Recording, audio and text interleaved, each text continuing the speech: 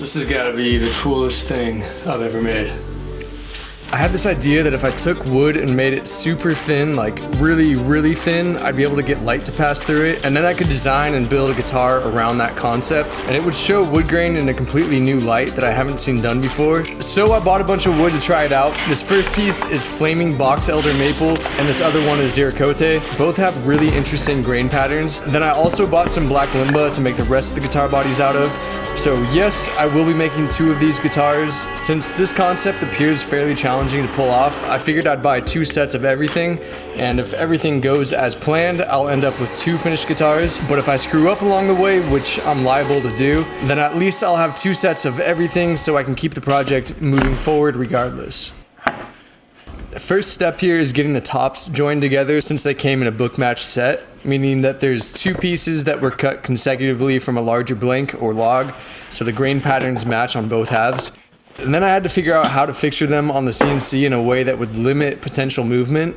This whole project was a nightmare in terms of fixturing and keeping things flat, and I won't go too much in depth on that since it's not all that interesting, more so just frustrating in the moment for me. I attached the wood tops to particle board blanks, which should remain fairly stable and flat, and then I mounted those to an MDF board by screwing them in from the backside. This is kind of like a poor man's vacuum table technique that should limit any movement of the blanks.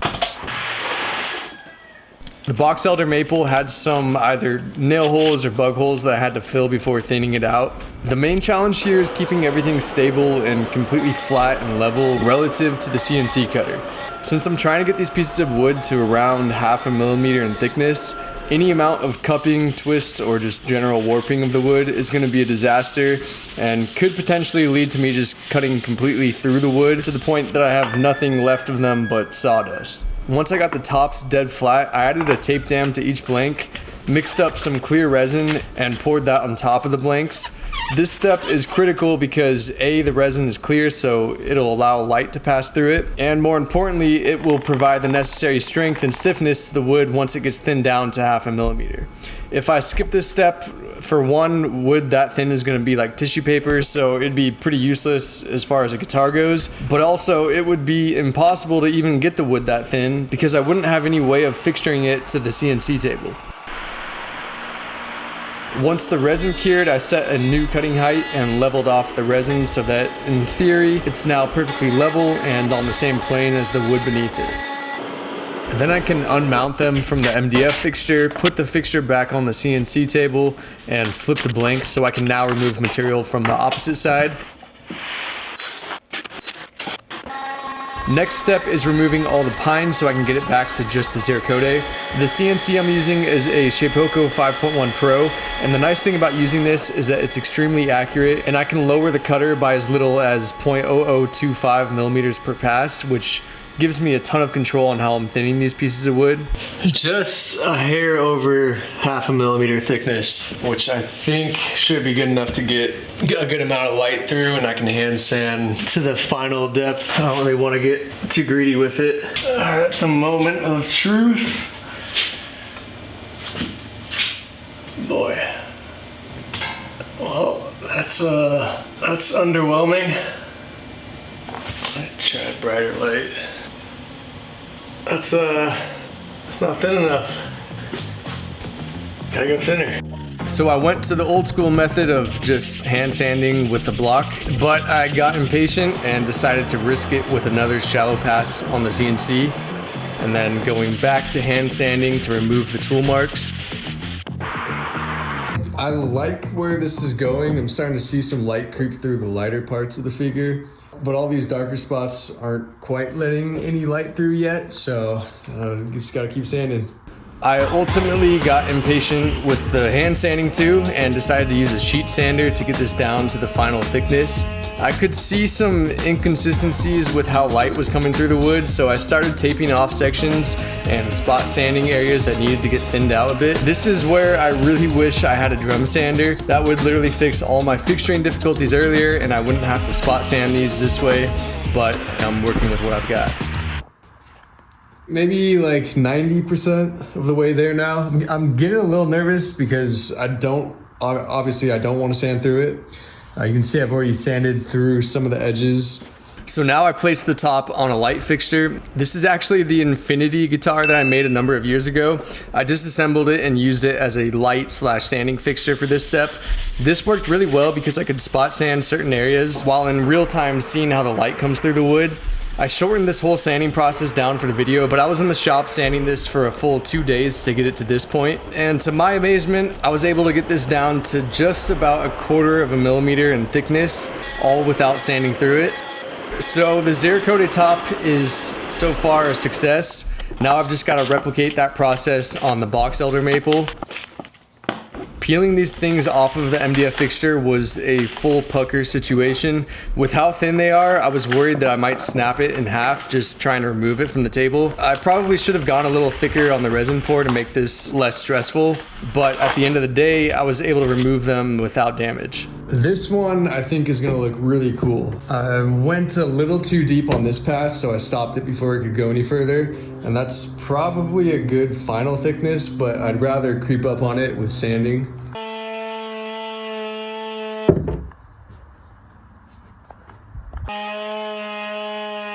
Okay, first look at the box elder maple with the backlighting. That looks crazy. Okay. Now that I've got the tops pretty much squared away, it's time to move on to the rest of the guitar body. I started by resawing the black Limba body blanks because I wanted to use the thicker portion for the main body of the guitars and the thinner portion for the back plate of these guitars. Well, I managed to get a pretty straight resaw, which is good, but this thinner piece is already cupping quite a bit. That's probably not gonna work. Gonna have to go to plan B. So then I remembered that I had a few black Limba sheets in storage from a previous build that were much flatter, so I planed those down to thickness and got them prepped for a carbon fiber lamination. These are gonna make the back plates on the guitar body, so I want them to be at least somewhat strong. The carbon fiber won't show on the outside of the guitar, so I don't really care about the lamination quality. This is mostly just to add strength to the wood. I placed it in the vac bag, pulled a vac on it, and let it cure overnight. And then the next day, I pulled them out of the bag to see what kind of results I got. And it's not the prettiest, but it'll work. But then 2 weeks later, the laminated pieces cupped really badly. Figured this could be due to a moisture imbalance, so I tried sealing the opposite side to see if I can get them to flatten back out. Didn't work. So now it's on to plan C. I looked up one of those online metal fabrication services, found one and uploaded my backplate design, chose my material and finish and got them ordered. And then a week later I got them delivered to my shop and it came with a free Twizzler, which is the first time I've gotten candy with any of my orders, but I'll take it. Black anodized aluminum. These things look really good. The service charges like an extra $1.50 per countersink. So I said no thank you to that and I just did that on my own using the drill press. And just like that, the backplate for these guitars are done. Now it's on to the rest of the body build, planing down the black Limba blanks to get them ready. Also sanding down the thin wood tops, and I did another resin pour over the bare wood on these, so now they're essentially encapsulated. And I had to do that because the wood is so thin that if I didn't, I literally wouldn't be able to sand the guitar once it's put together.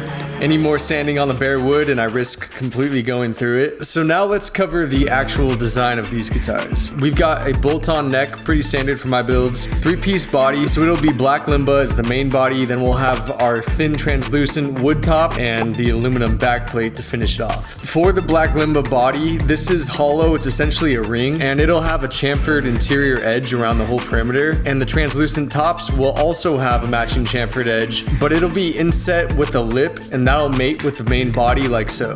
Then on the back, there'll be a recessed portion for the aluminum backplate to sit flush in, and that'll get mounted via bolts around the perimeter. And that leaves us with a hollow body design where I can put LEDs inside. That's the general idea for how this all gets put together. And now I've just got to machine everything out on the CNC. I designed the interior ring of the body with a chamfer for 2 reasons. One, it makes mating the top and the main body ring easy since it'll automatically align after getting cut out. And the second reason is that using a chamfer on the interior edge of the body is the only way I can get light to the outer perimeters of the guitar top. These will be illuminated from within using LEDs, similar to how I did it on my Infinity guitar, but on that, there's a giant ugly perimeter around the edge that's not lit up. And for these guitars, I want the entire body to glow all the way to the very edge. backside gets a recess for the back plate as well as a number of holes for the threaded inserts. And that's about it for the main body ring. Next up is getting the translucent tops cut out. I cut the perimeter of these oversized, which will make the next step slightly easier. And now I've got everything cut out for both of these guitars, and I can start assembling these bodies. First thing I did was just glue the top into the main body ring and applied clamping pressure around the perimeter to make sure it was seated into the chamfer all the way. And once that was cured, I used these little plastic sleeves that I 3D printed and screwed down the middle of the body to an MDF backer so that the tops of the guitars are dead flat. Then I can do an additional resin pour on the inside of the body, which will give an even better bond between the top and the outer ring. This pour is only about 1/10 of an inch or so, and since the screws are guarded from the resin by the plastic sleeves, I can leave them in and remove them after the resin's done curing. And now the tops are flat, they should be even stronger, and they should be sufficiently bonded to the main body ring. And now I can run the rest of the body operations, which is basically just cutting out the perimeter shape out of the top and getting all the pickup cavities and electronic holes cut out. I try to design this process so that the main body ring stays attached to its original blank throughout the entire process. That way I can use the locating pins and continue to machine it even though I'm adding elements to the initial design. Alright, so we got these two bodies pretty much done. Well, they're done on the CNC. These little pots, which are for the LEDs, I couldn't find any long shaft 10K pots. You can find a bunch of long shaft like 500K or 250K pots. And I wanted to use mini pots for these just so they block the least amount of light. Basically recessed all the electronics so they will make it through the top.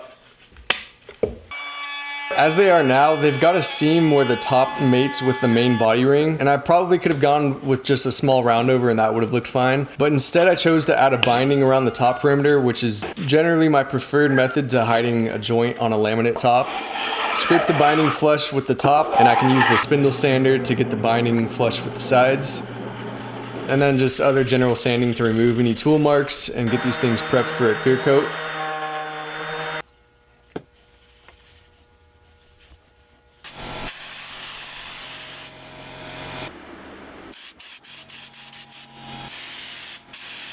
I made the necks for these guitars using the Shapeoko CNC, and this took me quite a while to figure out since I've never done it this way before. I made probably 14 or 15 test versions prior to making these, and these are some of them, different variations of necks and fretboards that I was testing, but there's probably over 100 hours into the neck design alone, testing different iterations and finally ending up at this version, which I'm really happy with. So a lot of work on the front end, but should be well worth it going forward now that I have a 6-string neck design dialed in. One white maple, the other roasted, both flame figure, and both have a hard wax oil finish. Also 2-way truss rods, just pretty standard stuff.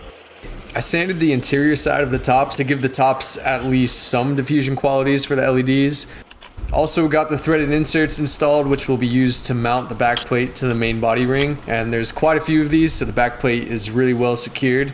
Some wet sanding and polishing on the bodies after the clear coat cured. These things came out looking really nice, even without the translucent wood element to them. I think both of them look really cool just as is. And finally, we've arrived at the electronics portion of the build. And this took me probably 3 or 4 days to get both of these guitars wired. I'm generally not a huge fan of LEDs in guitars, even though I've built a couple in the past. They can look cool, but they can also look really tacky. And usually you've got some cheap remote to control them, or you have to pull out your phone and open an app every time you want to change the lights. And I wanted to avoid all of that, so I programmed a microcontroller specifically for these guitars, and that lets me use switches and potentiometers built right into the guitar to control the lighting. My goal was to ultimately make the lighting feel like an integrated part of the guitar. This was my first time messing around with a microcontroller, and it's pretty straightforward overall, but it did take me a few days of testing to get it all programmed the way I wanted it to be. I 3D printed a bridge block which will house the microcontroller, but more importantly, it will literally bridge the gap between the guitar top and the back plate, and that'll increase the structural rigidity around the bridge area and the guitar overall. Okay. And that completes the craziest electronics job I've ever done inside of a guitar. And surely we will have no feedback or noise issues. That's still to be determined, but for now I just wanted to get these guitars all assembled and strung up, and then later on I can assess any interference or noise issues if they're present. Zeracode version gets Cosmo black hardware, Maple one gets all chrome, all Goto hardware from the bridge to the tuners, and here's how they turned out.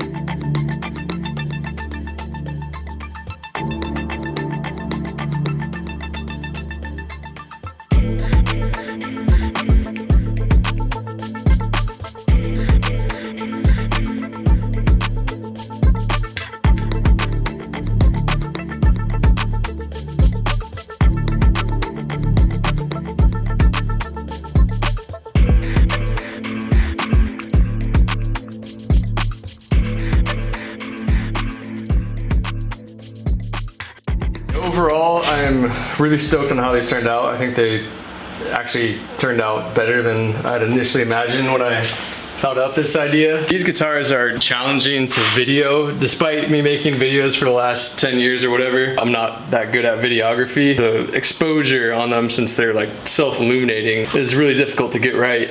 I will say in person, they look better. They look more evenly lit, because on video you can see you can just see bright spots on that. In person, those don't really exist, or they blend a lot better. Switch down and we get colors. So this knob still does brightness, and then you can switch through colors. One thing I learned doing this is that certain colors penetrate through wood a lot better than other colors, like red, obviously way better than like blue does, although you do get some blue coming through. Dial in some Christmas tones here. Really, red just dominates. Plug this thing in, see what kind of feedback issues we got.